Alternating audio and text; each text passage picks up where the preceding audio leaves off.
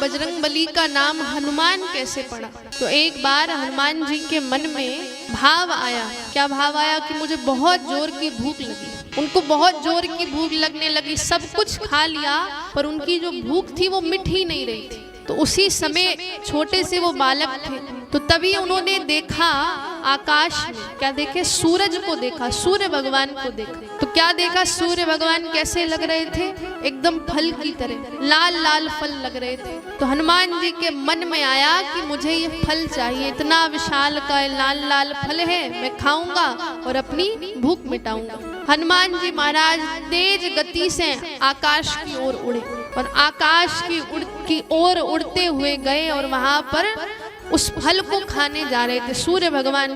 अब कहते हैं सूर्य भगवान को खाने जा रहे हैं, तो सूर्य भगवान भी भयभीत है, ऐसा कौन आ गया जो मुझे खाने आया है? सूर्य भगवान बड़े डर रहे हैं, कभी किसी के पास जा रहे हैं, कभी किसी के पास, और अंत गत्वा वो कहाँ जाते? इंद्र के पास। कहते इंद्र के पास वो जाकर के सूर्य भगवान छुप गए और कहने लगे, अरे आप हम सबके राजा हैं, तो इस बालक से आप मेरी रक्षा करें। अरे ये ऐसा बालक है जो हमको ही खाने आ रहा है, इसलिए हे इंद्र आप हम सबके राजा हो, तो आप हमारी रक्षा करें। कहते इंद्र जैसे ही रक्षा करने गया भगवान सूर्य की, तो उसी समय हनुमंत लाल जी महाराज उनको खाने के लिए बढ़े। तो इंद्र ने अपना क्या निकाला? वज्र निकाला, और वज्र निकालते हैं और हनुमान जी महाराज को मारने गए, हमारे बजरंगबली जी को।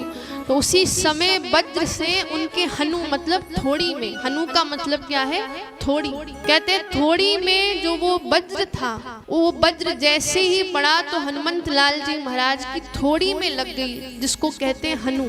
हनु में चोट लग गई तो वो नीचे पृथ्वी में गिर जाता है। अब उनके पिता पवन को जैसे मालूम चला कि इंद्र ने मेरे पुत्र को मारा है, तो उसी समय पवन देव ने पवन ही रोक ली कि मेरे पुत्र को मारा है तो मैं पवन ही रोक दूंगा, हवा ही रोक दूंगा। उसी समय कहते हैं कि हवा जो पवन है वो रुक गई। अरे पूरे संसार में त्राही माम हो गया। तो उसी समय आते हैं, उनसे प्रार्थना करी, प्रार्थना करते हैं तो पवन देव माने, और उसी समय इंद्र आए। इंद्र ने आशीर्वाद दिया बजरंगबली जी को, और यही आशीर्वाद दिया कि कोई भी अस्त्र शस्त्र आपको मार नहीं सकता। जो मेरा वज्र है इसके कारण आपको चोट लगी, तो ये वज्र हमेशा आपकी रक्षा करेगा। और इंद्र ने ही उनका नाम क्या रख दिया?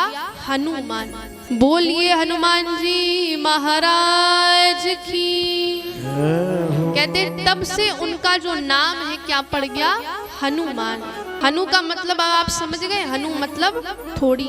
थोड़ी में उनके चोट लग गई थी, इसलिए उनका नाम ही पड़ गया हनुमान। अब कहते हैं उन्होंने खूब बचपन में तो खूब उपद्रव किया था, परंतु इतने वो बलशाली थे, उनके विषय में शास्त्रकार कहते हैं कि अतुलित बल धामम।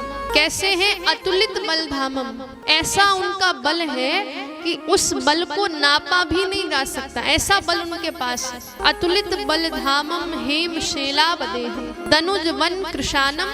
कहते हैं कि वो इतने बलशाली हैं, परंतु कभी कभार ऐसा होता है जो बहुत बलशाली होता है उसके पास थोड़ी जो बुद्धि होती कम होती। देखिए बुरा मत मानिएगा, पर ऐसा देखा गया है। परंतु हनुमान जी महाराज इतने बलशाली हैं, परंतु उनकी जो बुद्धि है वो कैसी है? ज्ञानी नाम अग्रगण्यम बुद्धिमताम वरिष्ठम। कहते हैं बुद्धिमानों में भी श्रेष्ठ है। अगर इस संसार में यदि बुद्धिमानों की अगर श्रृंखला बनाई जाएगी, तो उस श्रृंखला में सबसे आगे कौन खड़े रहेंगे? हनुमान जी महाराज। इतने ज्ञानी, इसलिए शास्त्रकार ने कह दिया बुद्धि मताम वरिष्ठम ज्ञानी नाम अग्रगण्य। अग्रगण्य मतलब ज्ञानियों में सबसे आगे हमारे हनुमान जी महाराज। अब आप उनके ज्ञान का परिचय सुनिए, वो कितने ज्ञानी थे। कहते हैं कि जब हमारे प्रभु श्री राम ने सारी जो अपनी लीला है उस लीला को विश्राम करने वाले थे, और ये कथा आती है कि सीता मैया वन की ओर चली गई हैं, और उसी समय वाल्मीकि के आश्रम में वो रहती हैं, और वाल्मीकि जी ने रामायण की रचना करी। रामायण जो आदि काव्य है और वाल्मीकि जी ने उसकी रचना कर दी।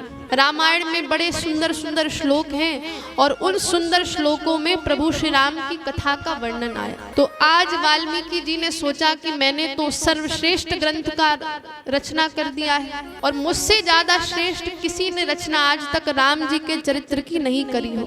तो इसलिए अब वाल्मीकि जी के मन में ये भाव था। और यहाँ पर हमारे जो हनुमंत लाल जी महाराज हैं, उन्होंने बड़े बड़े पत्थरों में पूरे राम जी के चरित्र को रच डाला।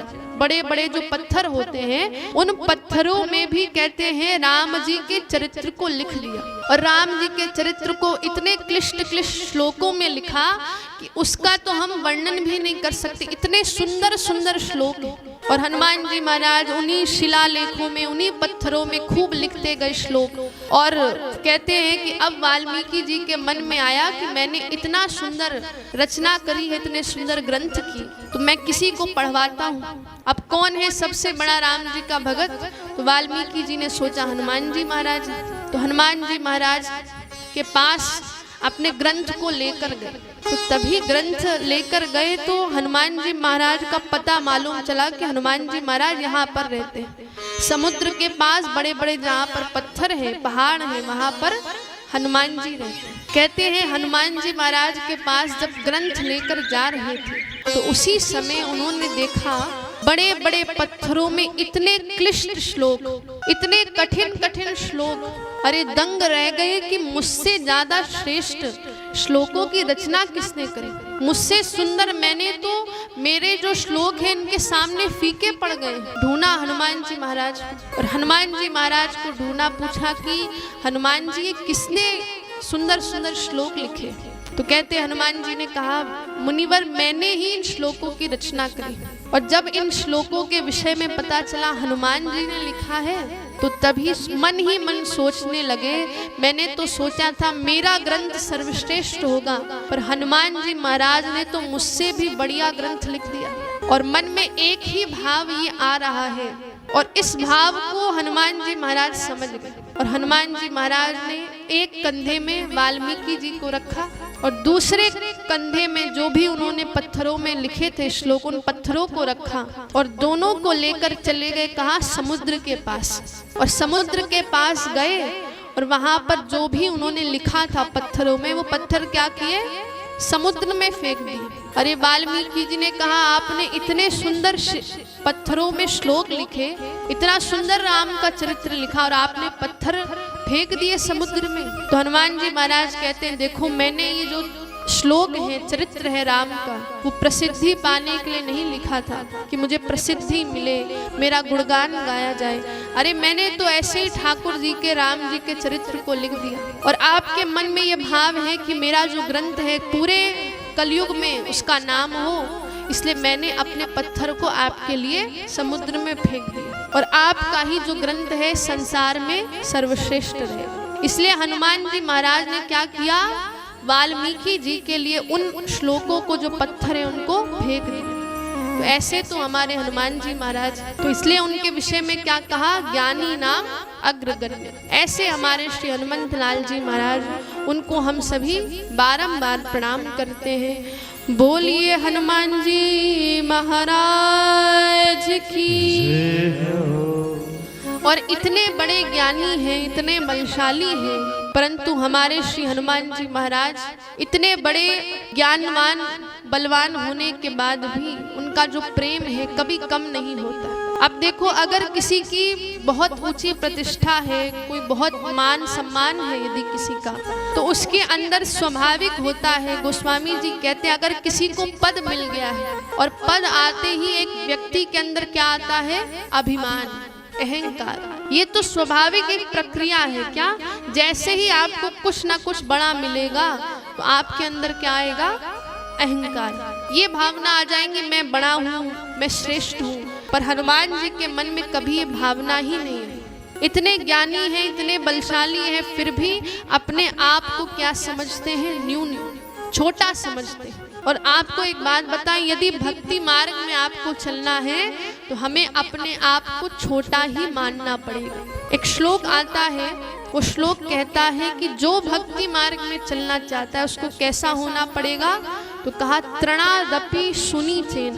तृण समझते हैं जो कण होता है, जो जमीन में पड़ा रहता है, जानते हैं आप लोग। तो कहा कि हमारे आचार्यों ने कहा जो भक्ति मार्ग पर चलना चाहता है उसको कण के समान छोटा होना पड़ेगा, इतना सहनशील होना पड़ेगा जैसे कण होता है। जो धूल का कण होता है हमेशा जमीन में पड़ा रहता है, और भक्ति मार्ग में जो चलता है उसका मन भी ऐसा ही हो। और हनुमान जी महाराज इतने गुणवान हैं, परंतु उनके मन में कभी अहंकार नहीं है। और देखो इतने ज्ञानी हैं, उनको तो राम कथा पूरी आती है कि नहीं, परंतु राम कथा जहाँ होती है, जो भी वक्ता कहता है उस वक्ता की कथा को सुनने जरूर जाते हैं। ऐसे तो हमारे हनुमान जी हैं। और राम जी ने तो स्वयं लक्ष्मण से कह दिया, भरत से कह दिया कि तुम सबसे भी ज्यादा मुझे जो प्रिय है वो कौन है, हनुमान। और कभी भी मैं हनुमान के ऋण से कभी उऋण नहीं हो सकता हूँ। तो ऐसे हनुमान जी महाराज के चरित्र को सुनकर हमें एक ही बात सीखनी है कि हम हनुमान जी महाराज की तरह बने, हमारे अंदर कभी अहंकार ना आए और हम हमेशा भगवान की भक्ति करते हैं। और यही जो भगवान के भक्त के जो चरित्र हैं वो हमको क्या समझाते हैं कि जीवन में हमें हमेशा भगवान से जुड़े रहना है। चाहे हम कितनी भी ऊंचाइयों को प्राप्त कर जाएं, चाहे हमारे पास जितना भी भंडार हो जाए, हम कितना भी ऐश्वर्यवान हो जाए, समृद्धशाली हो जाए, पर भगवान से हमारा कभी तार टूटना नहीं चाहिए। भगवान की भक्ति हमें हर पल हर क्षण, भक्त का तो ये भाव है जहाँ ले चलोगे वहाँ मैं चलूँगा, जिस परिस्थिति में मुझे रखोगे मैं उस परिस्थिति में रहूंगा।